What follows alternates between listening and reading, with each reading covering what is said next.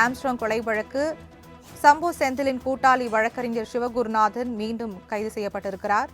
திருவான்மியூர் காவல் உதவி ஆய்வாளர் தமிழன்பனை தொலைபேசியில் மிரட்டியதாக புகார் அளிக்கப்பட்டிருக்கிறது.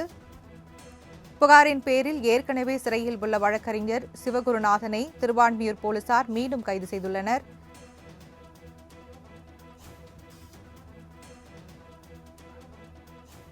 இதுகுறித்த கூடுதல் விவரங்களை எமது செய்தியாளர் ராகவேந்திரனிடம் கேட்டு பெறலாம். வணக்கம் ராகவேந்திரன், விவரங்கள் என்ன பதிவு பண்ணலாம்? வணக்கம்.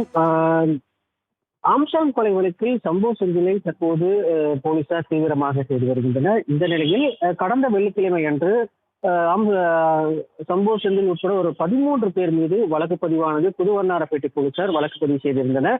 சென்னை திருவொற்றியூரை சேர்ந்த கட்டிட ஒப்பந்ததாரர் கார்த்திக் என்பவரை மிரட்டி மாமல் கேட்டதாக பிரபல ரவுடி சம்பு செந்தில், அவரது கூட்டாளி சரவணன், மொட்டை கிருஷ்ணன், இலியாஸ், சிவகுரு உள்ளிட்ட 13 பேர் மீது புதுவண்ணாரப்பேட்டை போலீசார் வழக்கு பதிவு செய்தனர்.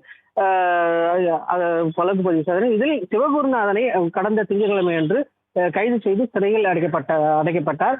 இந்த நிலையில் இந்த சென்னை திருவான்மியூர் காவல் உதவியாளர் தமிழன்பனை தொலைபேசியில் மிரட்டியதாக கூறி தற்போது அவர் மீது மேலும் ஒரு வழக்கு பதிவானது செய்யப்பட்டிருக்கிறது. வழக்கு பதிவோடு மட்டுமல்லாமல் அவரை தற்போது அவர் சிறையில் அடைக்கப்பட்ட அவர் மீது மீண்டும் அவரை கைது செய்து இந்த வழக்கில், அதாவது தொலைபேசியில் மிரட்டியதாக கூறி வழக்கு பதிவு செய்ததோடு அந்த வழக்கில் அவர் கைது செய்திருப்பதாக திருவான்மியூர் போலீசார் தரப்பில் தெரிவிக்கப்பட்டிருக்கு. இந்த அதிகார பணி செய்ய விடாமல் தடுத்தல், தொலைபேசியில் மிரட்டுதல் என உள்ளிட்ட பல்வேறு பிரிவின் கீழ் வழக்கு பதிவு செய்திருப்பதாக திருவான்மியூர் போலீசார் தரப்பில் தெரிவிக்கப்பட்டிருக்கு.